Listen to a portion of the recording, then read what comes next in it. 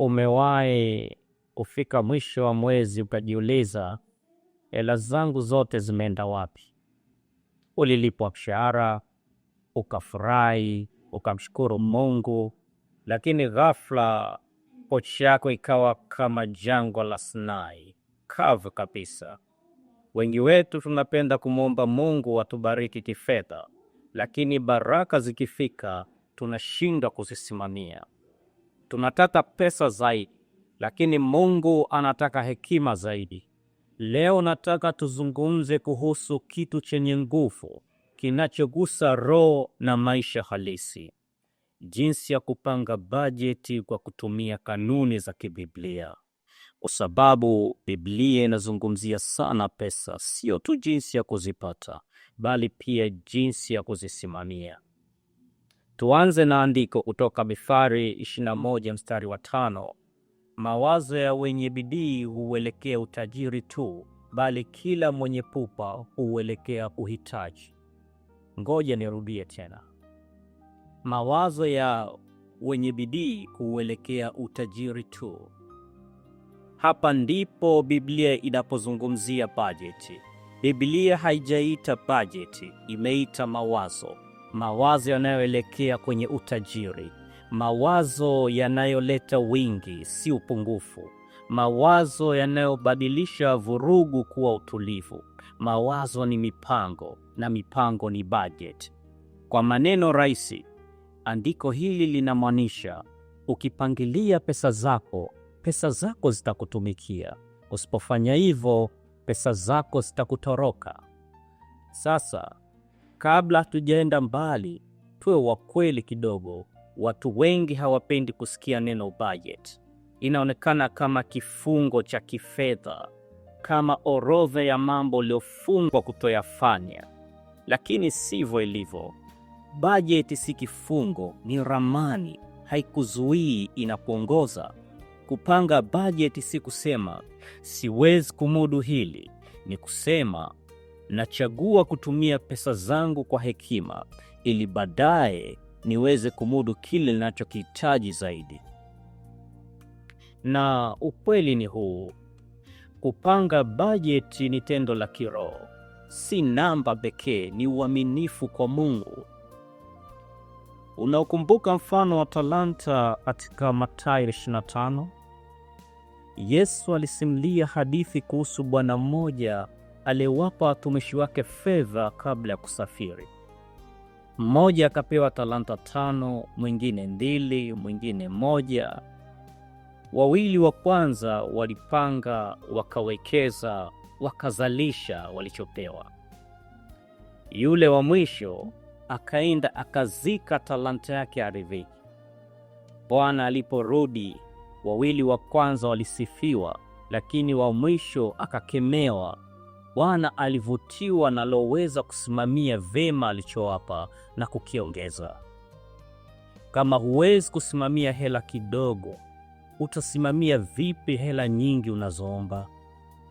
Wakati mwingine Mungu hakawii kukubariki, anasubiri ujifunze kupanga budget.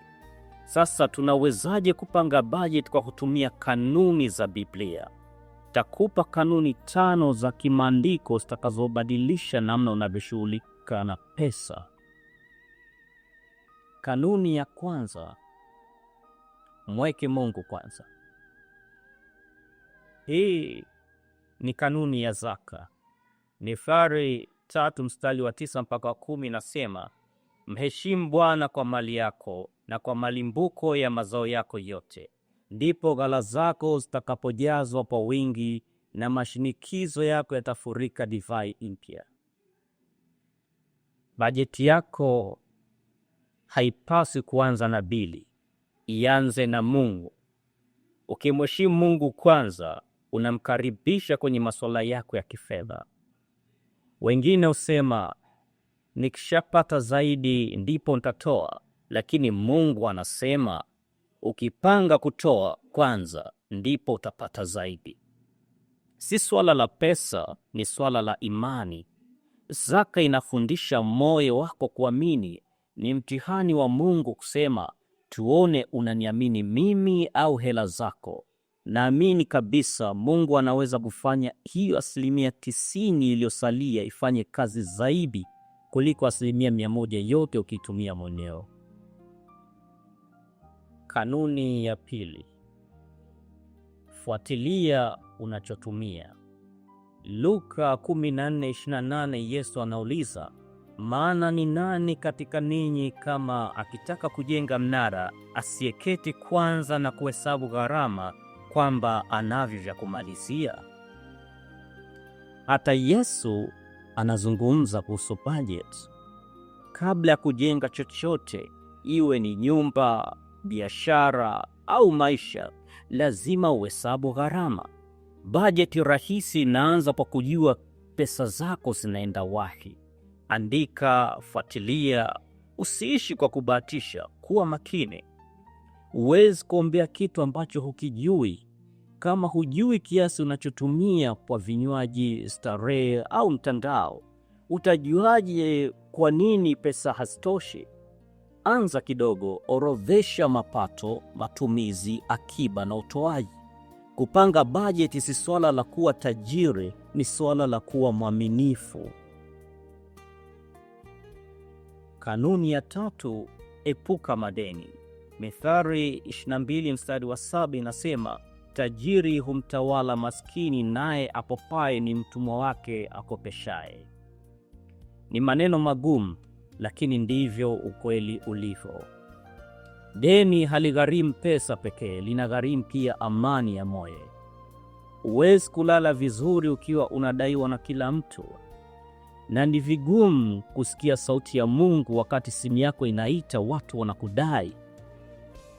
Hapa naomba nieleweke vizuri. Si madeni yote ni mabaya, lakini madeni yote ni tiba. Biblia inatuhimiza tuwe huru kifedha, kiakili, kiroho. Bajeti nzuri inakusaidia kupanga matumizi yako ili usianze kukopa baraka zako za kesho.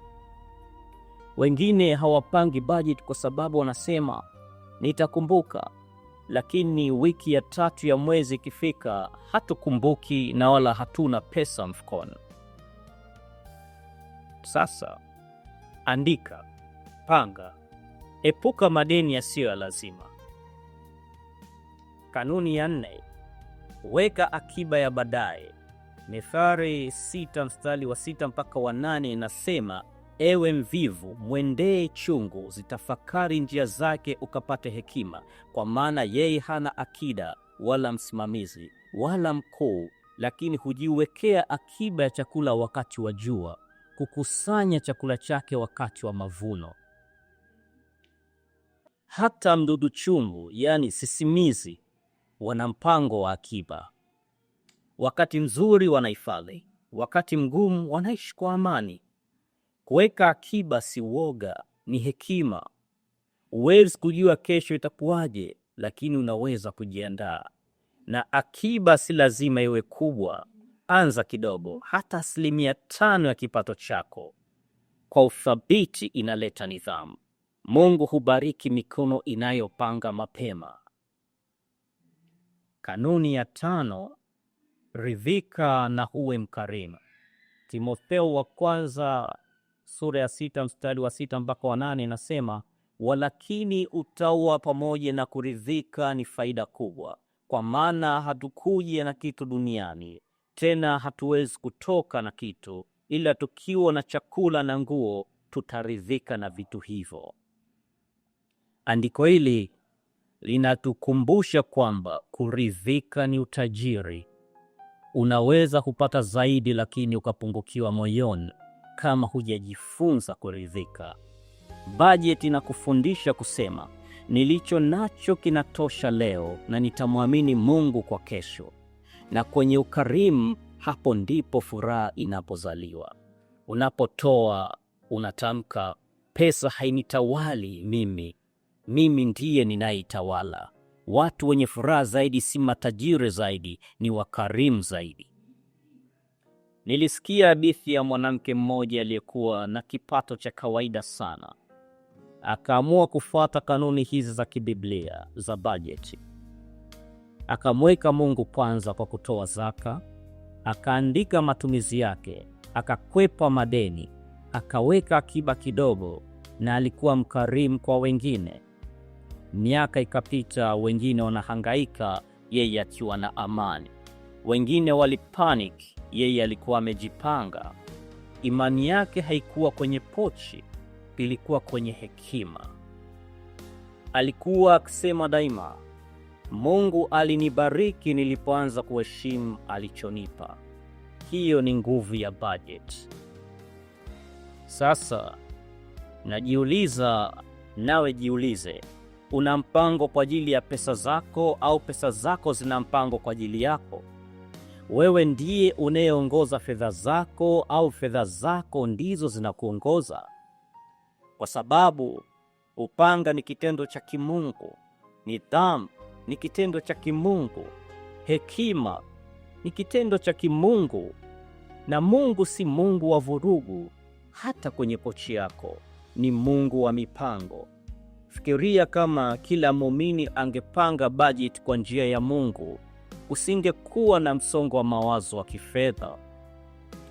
Tusingekuwa na ugomvi nyumbani kwa sababu ya pesa. Usingekuwa na kukimbizana kila mwezi. Badala yake, tungekuwa na amani moyoni, kusudi katika matumizi na nguvu katika utoaji. Hapo ndipo unaacha kuhangaika na pesa, na pesa zinaanza kufuata kusudi lako. Kwa hiyo changamoto yangu kwako leo ni hii: rudi nyumbani na tengeneza bajeti ya kibiblia. Iombee, iandike, mweke Mungu kwanza, fuatilia matumizi, epuka madeni, weka akiba na uwe mkarimu. Ukitafakari kidogo, utaona mabadiliko makubwa: amani badala ya hofu, utaratibu badala ya vurugu, na wingi badala ya upungufu. Kwa sababu upanga bajeti si kuhusu pesa, ni kuhusu kumwamini Mungu. Mungu anasema, ukitunza kwa hekima kile nilichokupa sasa, nitakuaminisha na zaidi. Kwa hiyo panga bajeti yako vizuri, tumia kwa hekima, toa kwa ukarimu, na tazama jinsi wingi unavyoanza kujaa maishani mwako. Kumbuka maneno haya: bajeti ya kimungu si ya kupunguza baraka zako, ni ya kuziongeza. Basi bajeti yako ikuletee amani, uaminifu wako ukuletee nguvu, na utiifu wako ukuletee baraka tele maishani mwako. Mungu akubariki sana.